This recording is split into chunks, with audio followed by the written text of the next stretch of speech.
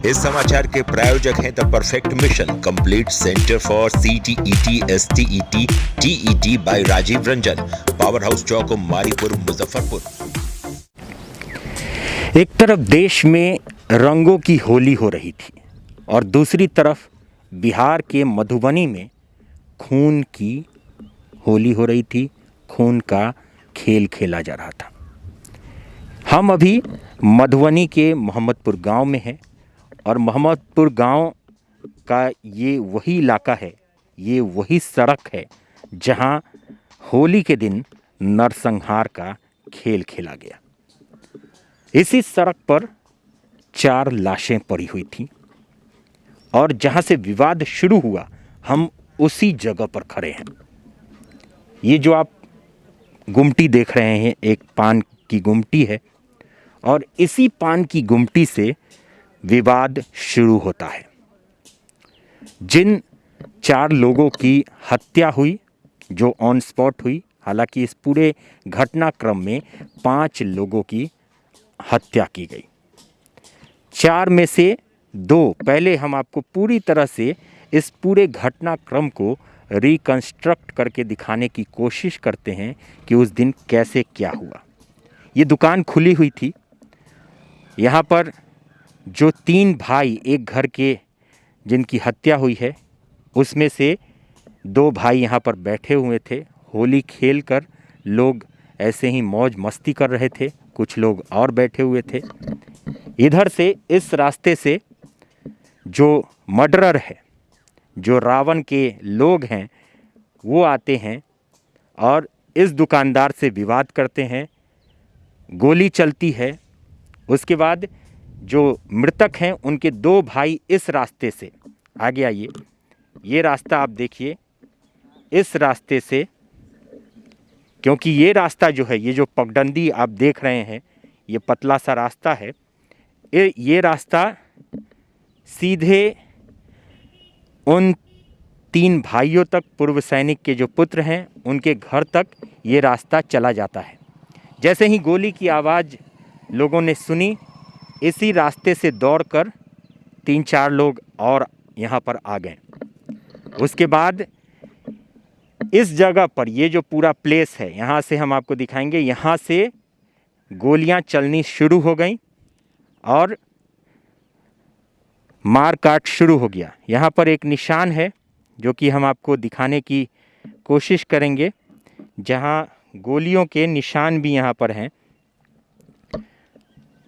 गोलियों के निशान भी हैं। ये देखिए, ये जो निशान आप देख रहे हैं, ये गोली का निशान, और ये पूरी तरह से आपको दिखेगा भी। ये निशान यहाँ पर, एक गोली का निशान यहाँ है और एक गोली का निशान यहाँ पर है। ये देखिए, यहाँ पर ये खोखा फंसा हुआ था, ये पुलिस ने हालांकि निकाल लिए। ये गोल जैसा आपको जो दिख रहा है, ये भी गोली का निशान। लाशें जो पड़ी हुई थी उसके बारे में हम आपको बताते हैं। जो चश्मदीद हैं उन्होंने बताया है कि एक लाश यहाँ बीच सड़क पर पड़ी हुई थी, एक लाश यहाँ पड़ी हुई थी, एक लाश इस जगह पर, यहाँ रहरी का खेत है और इस जगह पर ये जो गड्ढा टाइप का आप देख रहे हैं, इस जगह पर एक लाश यहाँ पड़ी हुई थी, एक लाश उस खेत में पड़ी हुई थी और एक यहाँ पर सड़क पर। 4 लोगों की, 3 लोगों की मौत यहाँ पर ऑन स्पॉट हुई और कहीं ना कहीं ये पूरा नरसंहार जो कि अब राजनीतिक रूप ले चुका है।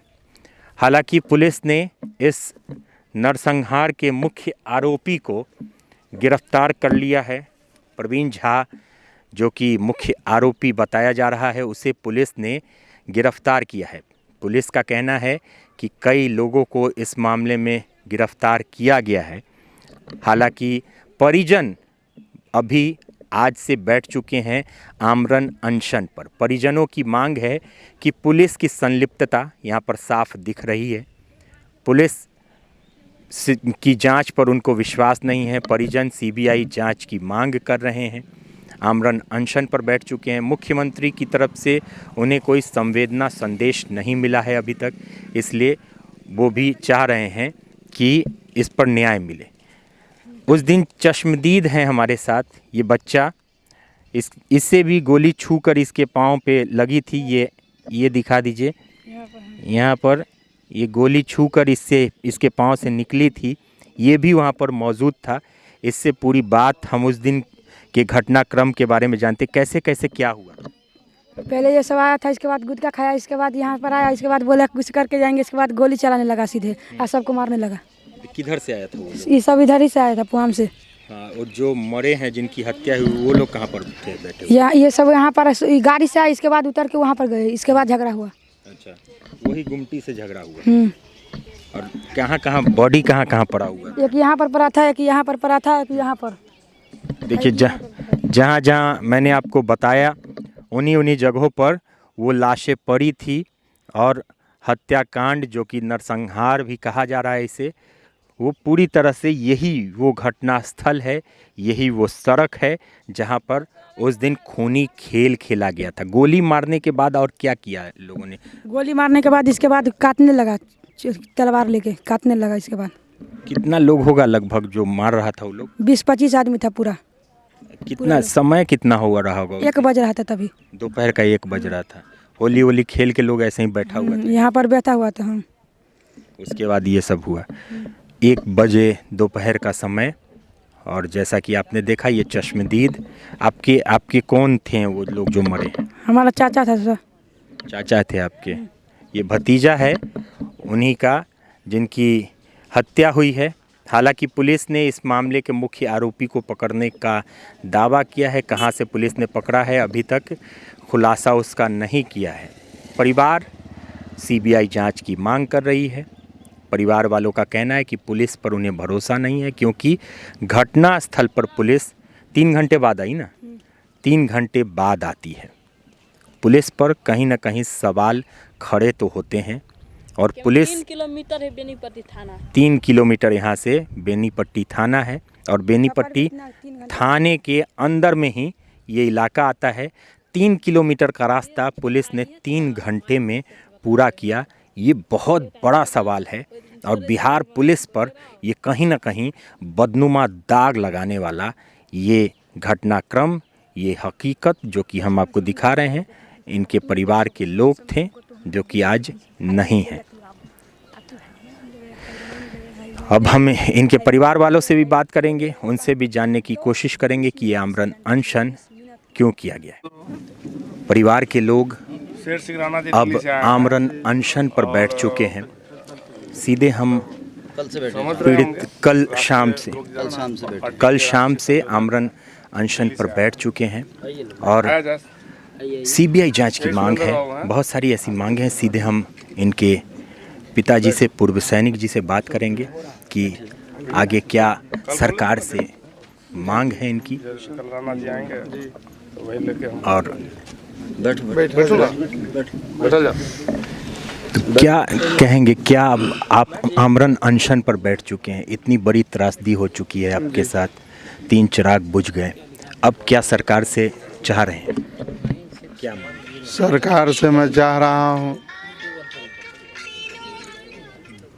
सरकार से मेरा यही मांग है जो इसका सही न्याय मिले। और यूपी में जैसे अपराधियों को इनकाउंटर किया जाता है वैसे इनकाउंटर किया जाए। यहाँ के थाना प्रभारी और डीएसपी को डिस्चार्ज करके 302 की मुकदमा चला करके उनको जेल में जो है बंद किया जाए। और यहाँ के एसपी जो है उसको इमीडिएटली जो है सो यहाँ से हटाया जाए। शेर सिंह राणा जी भी हैं, इनसे भी हम सीधे बात करेंगे। आज आए हैं पीड़ित परिवार से मिलने, क्या मांग करेंगे सर?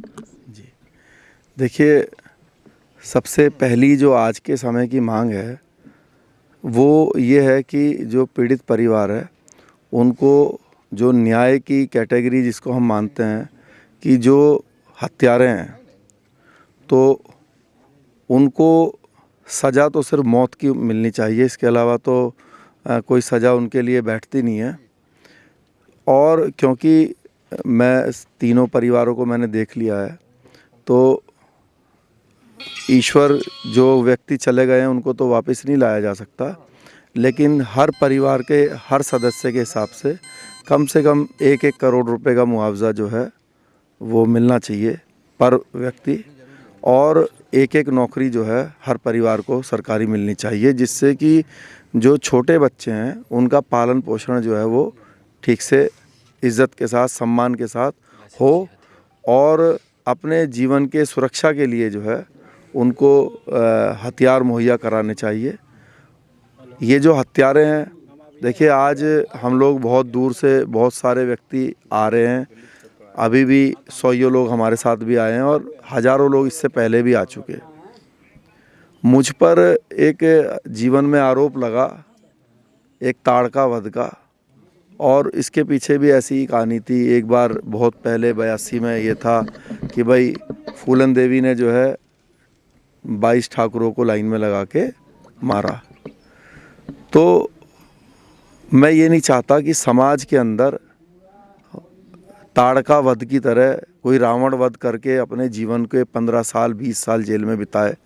इसलिए कानूनी रूप से उन लोगों को, या तो उनका, अगर हम लोग सत्ता में होते तो बिना किसी संकोच के मैं बोलता हूँ कि अब तक उनका एनकाउंटर होके उनको सही जगह पर भेज दिया जाता। लेकिन दुर्भाग्य है कि आज हमारे पास वो ताकत नहीं है। किंतु अब ऐसी भी सूचना है कि उनको अरेस्ट कर लिया गया है नेपाल में। तो क्योंकि उनको अरेस्ट कर लिया गया है तो उनको फास्ट ट्रैक कोर्ट में उनका मुकदमा चला के, और इसी 2021 में हम उनको फांसी के फंदे पे लटकना देखना चाहते हैं। आप अब आखिरी मांग, आपने 4 दिन का जैसे अल्टीमेटम दिया, उसके बाद आप सीएम आवास के पास जाकर बैठेंगे, आत्मदाह की भी बात आप कर रहे हैं। अब क्या कहना चाहेंगे आखिरी बार मुख्यमंत्री नीतीश कुमार? आखिरी बार मैं यही कहना चाहता हूं नीतीश कुमार जी से, जैसे यूपी में इनकाउंटर होता है वैसे इमीडिएटली इनकाउंटर उस सबको किया जाए, और एसपी को इमीडिएटली यहाँ से चेंज किया जाए, और महेंद्र सिंह दरोगा और यहाँ के डीएसपी को, इस सब को डिस्चार्ज कर करके इन पर 302 की मुकदमा चलाई जाए और जेल में बंद कराया जाए। डिस्चार्ज तो इमीडिएटली इनका करे। आज 10 दिन हो गया ताकि डीएसपी को और एसपी दोनों को मुअत्तल किया। आज 10 दिन हो गया है सरकार की तरफ से छत्री मुअत्तल से सर मैं खुश नहीं हूँ। बैकफुट पे खड़ा कर दिया गया है। ये आर्मी के रिटायर्ड ऑफिसर हैं, रिटायर्ड आर्मी मैन हैं, इसीलिए अभी इतना कुछ बोल पा रहे हैं। आम इंसान होता तो 3 चिराग बुझने के बाद, घर के 3 लाल खत्म होने के बाद बोल नहीं पाता, ऐसे बैठ नहीं पाता। ये आर्मी का जवान है, देश के लिए इन्होंने लड़ाई लड़ी है, और आज ये अपने इंसाफ की गुहार लगा रहे हैं बिहार सरकार से। स्पीडी ट्रायल, जैसा कि बहुत लोगों ने बताया भी है कि स्पीडी ट्रायल करके और आरोपियों को जल्द से जल्द उसकी सज़ा दिलवाई जाए। सीबीआई जांच की भी मांग कर रहे हैं, क्योंकि पुलिसिया जांच जो है वो उन पर विश्वास नहीं है। अपराध जिस चरम पर है वो आप बिहार में देख सकते हैं, और एक तरीके से 5 लोगों की हत्या दिन दहाड़े, जब देश होली मना रहा था, इस गांव में खून की होली खेली जा रही थी। तो कहीं ना कहीं आमरण अनशन पर है। 4 दिन का अल्टीमेटम जो कि इन्होंने सरकार को दिया है, और उसके बाद बहुत ऐसा कुछ आखिरी करने की सोच में है जो बहुत कुछ और करवा सकती है। होली के दिन मधुबनी के मोहम्मदपुर गांव में 5 लोगों की एक साथ हत्या कर दी गई। 5 लोगों को मार दिया गया। एक परिवार के 3 बेटे थे। संजय सिंह के परिवार के 3 लोगों को एक साथ मारा गया। उनके चचेरे भाई को मारा गया, और एक अन्य व्यक्ति को मौत के घाट उतार दिया गया। ये पूरा मामला अभी बिहार में सबसे, आप कह सकते हैं कि हाईलाइटेड मामला है। विपक्ष भी इस मामले को आड़े हाथों ले रहा है, और कहीं ना कहीं इसे अब राजनीतिक रूप देने की कोशिश की जा रही है। इस मामले की शुरुआत कहाँ से हुई थी? इस पूरे हत्याकांड का जड़ कहाँ पर था? इसको हमने जानने की कोशिश की है। अभी जहाँ पर हम खड़े हैं ये मधुबनी गैबीपुर गांव है। गैबीपुर गांव में हम अभी हैं। यहाँ आप देख सकते हैं कि एक मंदिर है, श्री श्री 108 पशुपति नाथ मंदिर, और इस मंदिर के ठीक पीछे एक तालाब है। इस मंदिर के ठीक पीछे एक तालाब है। उस तालाब को हम आपको दिखाते हैं।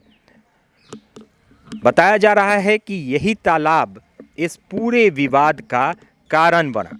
6 महीना पहले इसी तालाब में मछली मारने की बात को लेकर विवाद हुआ था, और वही विवाद इतना बढ़ गया कि मोहम्मदपुर के दबंगों और संजय सिंह के बीच पूरी तरह से विवाद हुआ, और विवाद के बाद हत्याकांड को अंजाम दिया गया।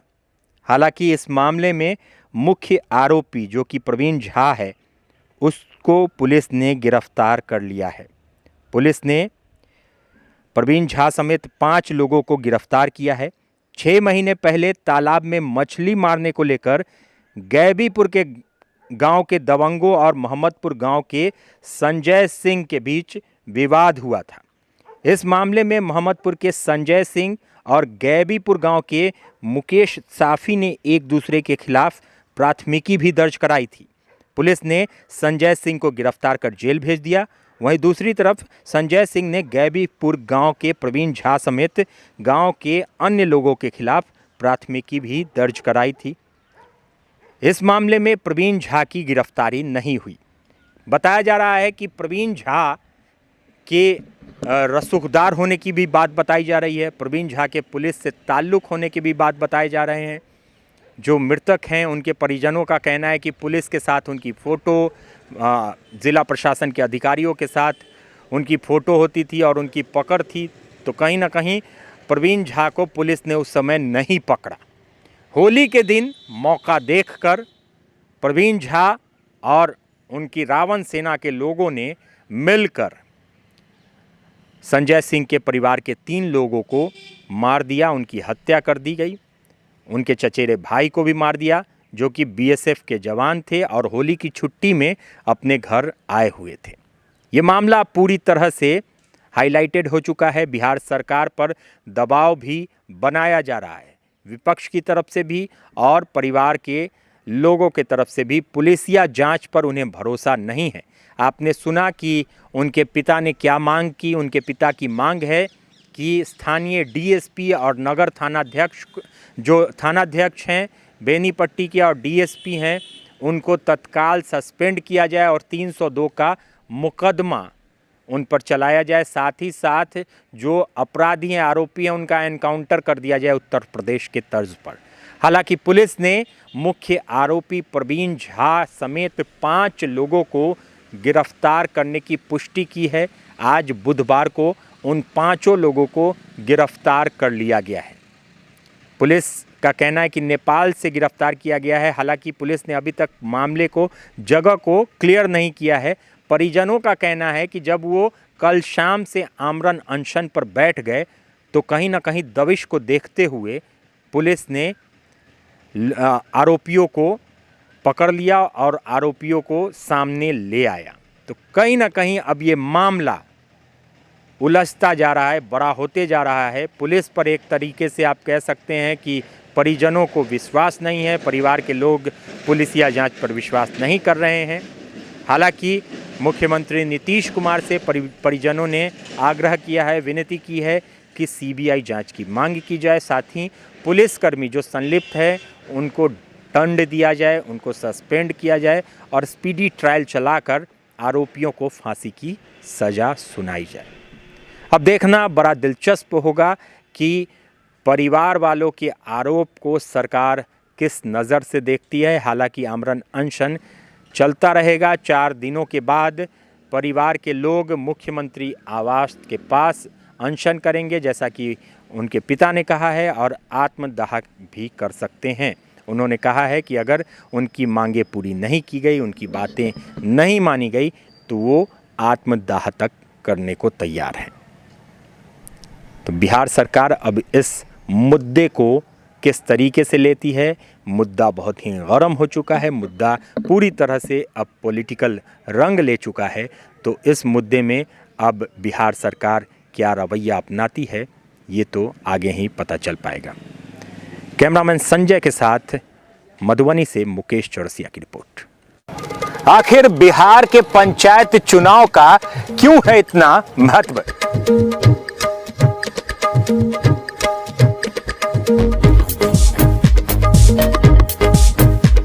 बात करेंगे गांव के जवार की, खेत की, खलिहानों की।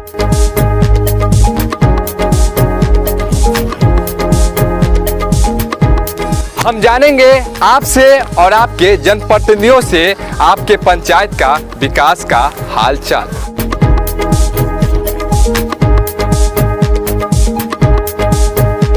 आपके गांव में और आपके पंचायत में कितना हुआ है विकास और कितना हुआ है सरकारी काम।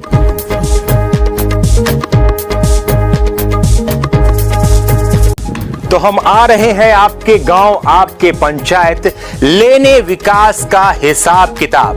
पंचायत की बात ग्रामीणों के साथ। बिहार लाइव नाउ पर स्पेशल कार्यक्रम।